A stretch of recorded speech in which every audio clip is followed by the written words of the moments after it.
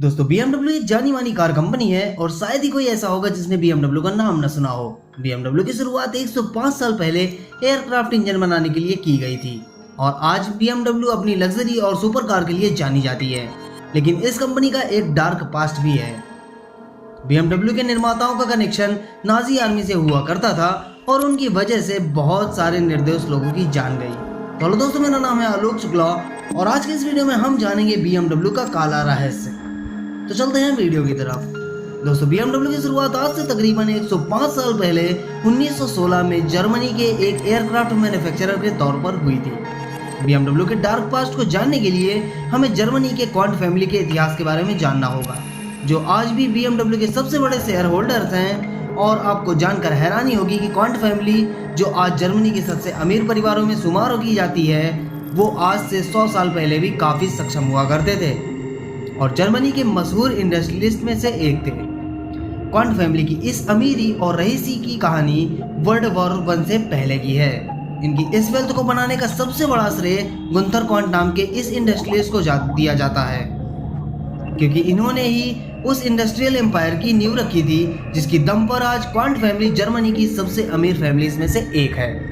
Gunther quant का जन्म Brandenburg में रहने वाले एक ऐसे परिवार में हुआ था जो उस टाइम जर्मन एम्पायर में टेक्सटाइल मैन्युफैक्चरिंग का बिजनेस किया करते थे। और आपकी जानकारी के लिए बता दें कि वर्ल्ड वॉर 1 में जर्मन आर्मी के लिए यूनिफॉर्म बनाने का काम क्वांट फैमिली के द्वारा ही किया गया था। जब पहला वर्ल्ड वॉर खत्म हुआ तो इसकी वजह से पूरी दुनिया में एक हाइपर इन्फ्लेशन आया, जिसके चलते कंपनीज बर्बाद होकर बंद होने लगी। और इसी का फायदा उठाकर गुंथर क्वांट ने जर्मनी के अलग अलग बिजनेसेस को बेहद ही कम दाम पर खरीदना शुरू कर दिया। और इसी तरह गुंथर क्वांट ने अपना टेक्सटाइल कंपनी को कई अलग अलग कंपनीज जैसे कि क्रूड ऑयल, वेपन और बैटरी मैन्युफैक्चरिंग का एक बड़ा ग्रुप बना दिया। साल 1918 में जब गुंथर क्वांट की पत्नी का स्पेनिश फ्लू के चलते देहांत हो गया तो 3 साल के बाद उन्होंने मार्गदा रिसेल नाम की एक ऐसी लड़की से शादी कर ली जो उम्र में उनसे 20 साल छोटी थी। लेकिन गुंथर क्वांट की ये शादी ही लंबे समय तक नहीं टिक पाई, क्योंकि मार्गदा ने 1929 में उनसे तलाक ले लिया। आपको जानकर थोड़ा अजीब जरूर लगेगा कि ये तलाक गुंथर क्वांट की लाइफ का सबसे बड़ा टर्निंग पॉइंट साबित हुआ। दरअसल गुंथर क्वांट से तलाक लेकर मार्गदा रिशेल जोसेफ क्वेटा नाम के एक नाजी आर्मी के मशहूर पॉलिटिशियन से शादी करने वाली थी, जो आगे चलकर नाजी आर्मी के मिनिस्ट्री ऑफ प्रोपेगेंडा का हेड बना था। और गुंथर क्वांट ने इस पूरे मुद्दे का ऐसा फायदा उठाया जो कोई सोच भी नहीं सकता था। दरअसल गुंथर क्वांट ने मार्गदा रिशेल से तलाक लेते समय उनसे रिश्ते खराब नहीं किए और उनके इस नए रिलेशनशिप का खुले दिल से स्वागत किया। और यहाँ तक कि उन्होंने इस शादी के वेन्यू के लिए अपने मेंशन को भी ऑफर किया था। खैर, मार्गदा रिशेल और गुंथर क्वांट के तलाक होने के 2 साल के बाद 19 दिसंबर 1931 के दिन मार्गदा और जोसेफ क्वेटा ने शादी कर ली। और उनकी इस शादी में जिस इंसान ने बिस्टमैन की भूमिका निभाई थी वो और कोई नहीं बल्कि इतिहास का सबसे क्रूर शासक एडोल्फ हिटलर था। दरअसल गुंथर क्वांट एडोल्फ हिटलर और उसकी नाजी आर्मी के साथ अपने संबंध मजबूत करना चाहता था और इस शादी के जरिए वो ये काम करने में बहुत ज़्यादा कामयाब रहा। हालांकि उन्होंने अपने और हिटलर के संबंधों को पब्लिक में तब तक नहीं बताया जब तक कि 1933 में नाजी पार्टी इलेक्शन नहीं जीत गई। इलेक्शन जीतकर एडोल्फ हिटलर सत्ता में आ गया और गुंथर क्वांट उनके सबसे बड़े सहयोगियों में से एक था। इसके बाद हिटलर ने गुंथर क्वांट की फैक्ट्रीज का इस्तेमाल युद्ध के हथियार बनाने में किया। उस समय गुंथर क्वांट की सबसे कामयाब फैक्ट्री आफा थी, जो कि बैटरी बनाने का काम करती थी और नाजी आर्मी के लिए सबमरीन, टैंक, यहाँ तक कि विटो रॉकेट में आफा की उन्हीं बैटरियों का इस्तेमाल होता था। गुंथर की इस सेवा को देखते हुए एडोल्फ हिटलर ने गुंथर को वॉर इकोनॉमी का हेड बना दिया था। और इसी के साथ वर्ल्ड वॉर 2 की शुरुआत में जब हिटलर ने अपना विजय अभियान शुरू किया तो नाजी आर्मी के द्वारा सीज की गई यूरोपियन कंपनीज को हथियाने में गुंथर क्वांट सबसे आगे रहे। इसी के बाद साल 1941 में गुंथर क्वांट की इन्हीं फैक्ट्रीज के अंदर बंदी बनाए गए लोगों से काम करवाना शुरू कर दिया गया था। और कुछ ही समय में गुंथर की ये फैक्ट्रीज अपनी क्रूरता के लिए जर्मनी में फेमस हो चुकी थी, जहां लोगों से हद से ज्यादा बुरे हालातों में काम करवाया जाता था।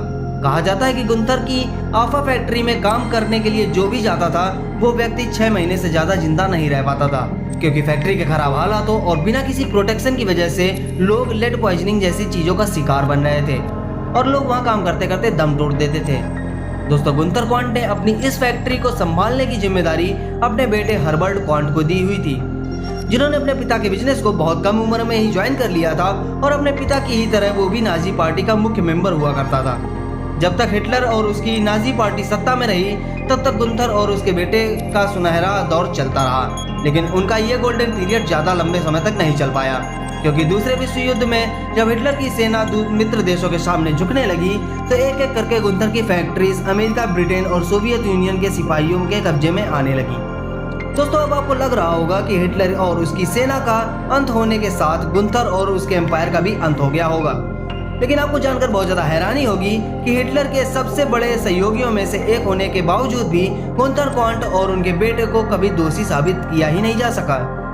दरअसल हिटलर की सेना ने जब सरेंडर किया तो अमेरिकी सिपाहियों ने गुंथर क्वांट को उस वर्ग के ऐसे कैंप में डाल दिया था जहां पर जर्मनी के उन लोगों को कैद किया गया था जिन पर नाजी पार्टी के सहयोगी होने का शक था।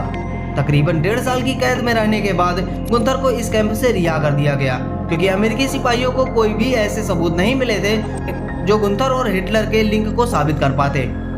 ऐसा ही कुछ गुंथर के बेटे हर्बर्ट के साथ भी हुआ, जिसको पकड़ने के बाद कुछ ही हफ्तों में रिहा कर दिया गया था।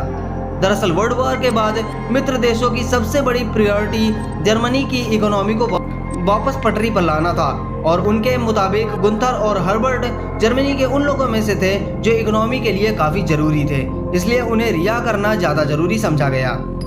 उस समय गुंथर और हर्बर्ट ही नहीं बल्कि बहुत सारे ऐसे इंडस्ट्रियलिस्ट थे जिन पर नाजी पार्टी के सहयोगी होने का शक था, और उन सभी को जर्मनी की इकोनॉमी के खातिर रिहा कर दिया गया।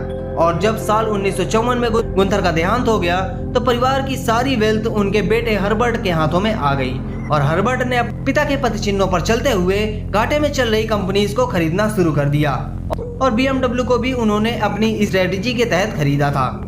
BMW भी वर्ल्ड वॉर की वजह से सफर कर रही थी, क्योंकि BMW की बहुत सारी फैक्ट्रीज बॉम्ब से उड़ा दी गई थी। साथ ही इस कंपनी की कार बनाने पर भी रोक लगा दी गई थी, जिसके चलते BMW साल 1952 तक कोई भी कार प्रोड्यूस नहीं कर पाई, और कंपनी को अपना खर्चा निकालने के लिए किचन इक्विपमेंट बनाकर बेचना पड़ा। अगर हम देखें तो वर्ल्ड वॉर 2 के बाद BMW की हालत खस्ता हो गई थी, और साल 1959 आते आते कंपनी बैंकरप्ट होने की दहलीज तक पहुंच गई थी। तभी हर्बर्ट क्वांट ने BMW को खरीद लिया, और उनके ऐसा करने से यह कंपनी डूबने से बच गई थी। इसी के बाद 1962 में BMW ने अपनी न्यू क्लास सीरीज BMW 1500 को लॉन्च किया, जिसने मार्केट में आते ही धूम मचा दी। इसलिए इस बात से इनकार नहीं किया जा सकता कि BMW आज जिस भी कगार पर है उसका श्रेय हर्बर्ट क्वांट को जाता है, और इस बात को भी झुठलाया नहीं जा सकता कि BMW को बनाने में जिन पैसों का यूज किया गया है वो पैसा गुंथर क्वांट और हर्बर्ट क्वांट ने युद्ध के मुनाफाखोरी से कमाया था, और उन पैसों को कमाने के लिए न जाने कितने बेगुनाह लोगों की जान ली गई थी। और सबसे हैरानी की बात तो ये है कि क्वांट फैमिली अपने काले कारनामों को पब्लिक से छुपाते हुए आई है, लेकिन इनके काले कारनामों का पर्दाफाश तब हुआ जब 2007 में इनके ऊपर एक डॉक्यूमेंट्री रिलीज की गई। इसी के बाद से कई बार क्वांट फैमिली लोगों के सामने अपना सार्वजनिक माफीनामा पेश कर चुकी है। और अगर आज की बात करें तो 100 साल पहले की तरह ही क्वांट फैमिली जर्मनी की सबसे अमीर फैमिलीज में शुमार की जाती है, जिसमें हर्बर्ट क्वांट की बेटी सुजैन क्लेटन $1 मिलियन नेटवर्क के साथ आज जर्मनी की सबसे अमीर महिला कहलाती हैं, और हर्बर्ट क्वांट के बेटे स्टीफन क्वांट BMW के सबसे बड़े शेयर होल्डर हैं, जो BMW के 29% शेयर के अकेले मालिक हैं। क्वांट फैमिली के हिस्ट्री में किए गए कारनामों के लिए आज भी लोग इन्हें क्रिटिसाइज करते हैं, लेकिन किसी के पूर्वजों के द्वारा किए गए गलत कामों के लिए उनकी अगली पीढ़ी को क्रिटिसाइज करना क्या सही है? ये सवाल मैं आप पर छोड़ता हूँ। और अगर वीडियो पसंद आए तो वीडियो को लाइक करो और शेयर करो अपने सभी दोस्तों के साथ, जिससे उन्हें BMW की काली सच्चाई का पता चल सके। और हमें सब्सक्राइब करके अपना प्यार दिखाइए, जिससे कि आपके लिए हम ऐसे ही यूनिक और कमाल के वीडियोस लाते रहें। तो बस आज के वीडियो में इतना ही, मिलते हैं किसी और वीडियो में किसी और कंपनी के साथ। तब तक के लिए बाय बाय।